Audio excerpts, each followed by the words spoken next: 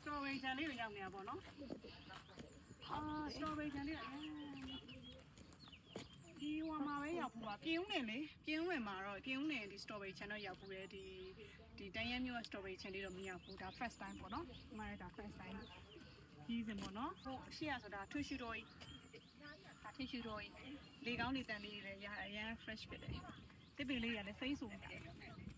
ဟိုရှိမှာဆိုရေကန်လေးတွေလည်းရှိတယ်ရေကန်လေးတွေလည်းရှိတယ်အရန်တာရတာပဲ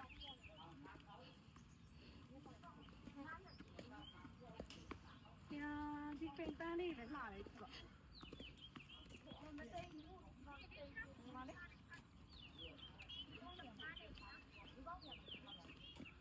ဒီရရဲ့ကြာဟိုတည်နေဟုတ်တယ်ပန်းလေးဒီမှာရှိတာအောင်